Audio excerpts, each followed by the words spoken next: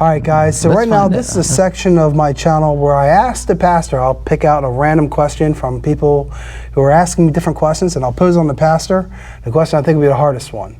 So I just got a response from a guy named David Koliha. David, if I said your name wrong, please forgive me. And here's what he says. Yeah, well, I like the part in the Bible where it says you can beat your slaves as long as he doesn't die within 3 days. What a just and loving God, he says. I don't know why people don't preach about that part of the Bible more to show how loving God he is, to show how much of a loving God he is. If it weren't for God, I'd beat my slaves until death if they didn't do what I asked them to do. I think he's kind of trying to be funny on that last part there. But I think the question is a fair question. So it looks like he might be talking about Exodus 21 verses 20 through 21. Anyone who beats their male or female slave with a rod must be punished if the slave dies as a direct result. But they are not to be punished if the slave recovers after a day or two, since the slave is their property. It's possible that that may be what this gentleman David is referring to. David, I hope that's the right verse. You didn't give me a verse, but if that is, what do you think about that? You know, because that is a question I've heard before about slaves and those are and so on. those are good questions. David asks good questions, and Here are some details. and I definitely understand, where David would come to that. And I always start with, we just gonna answer it. It does say that. Right. So let's not say it doesn't mean that. Let's not say, well, that's that doesn't that's not in the Bible. It is in the Bible. It's Exodus 21, and there's various places. Well, one of the things God's doing in the Torah, as it's called, the first 5 books of the Bible, is He, and especially after the Exodus from Egypt, He is bringing and He is preparing a nation that is to be His nation, that is to represent that when the other nations look on, they're to look on and see what Israel was, whose God is the Lord. And it should have made other nations want to follow.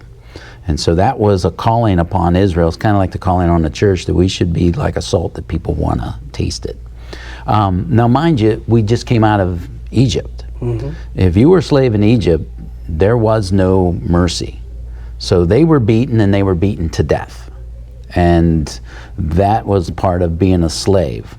So there's a lot of details about slavery in the Old Testament and in the New Testament. And part of it is, it wasn't slavery as we know slavery of the American slavery, which is absolute sin. Right. And there was no justification for the slavery that we've seen in what we would call the modern era. But if you fell into a debt that you couldn't pay, and you put yourself deeper than you should have in debt, there was no bankruptcy. The person who was the lender, he wasn't to get stiffed as it is today. People, they bankrupt all day. They don't care. I didn't lose. That was your money that was lost, even though it was my debt. You would, by the law of this nation of Israel, you would have to give yourself as a slave to pay off your debt. And so God was given a command, and you were to serve and serve well. And so it would prevent people from being careless and just taking money from people that, you better be very sure that you can repay this debt, and you have to be ready to pay your debt with your own being if you came down to that. And so God's making a very clear point. You're not to punish them when they are disobedient or will not work, especially as the punishment in Egypt was. The punishment was never to exceed what the crime was. Right. And God makes it clear. And so every Old Testament principle needs to be followed up with a New Testament passage to really get the riches of it. And so, David, I would take a look at Ephesians 6, and bond servants, be obedient to those who are your masters according to the flesh, with fear and trembling and sincerity of heart, as to Christ, not with eye service and men pleasers, but as bondservants of Christ, doing the will of God from the heart with good will, doing service as the Lord and not to men, knowing that whatever good anyone does, he will receive the same from the Lord, whether he is a slave or free. I mean, this applies for us in the workplace. We're to work as unto the Lord, not as to do the minimal work. And if I do the minimal work in my job place and they punish me by laying me off, firing me, or docking my pay, I've earned that. And so there's an application, you know, you didn't get your pay docked, and that there was a punishment in the Old Testament. But this is important. God's heart in the New Testament is what God's heart is in the Old Testament. So what you read here, the New Testament reveals what God's heart was and intent. And you masters, do the same thing to them, giving up, threatening, knowing that your own master also is in heaven and there is no partiality with him. See, God gives a very strong calling to masters then and now, whether you're a master at the workplace or master in your home, you're to treat people with the respect. You will answer to God how you treated the people that he put you under and to steward over. And so we see God's heart, and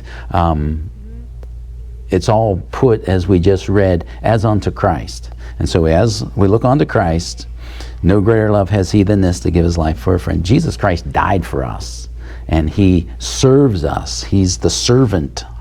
And so he actually calls masters, you take care of your people. Dads, you take care of your family and your wife.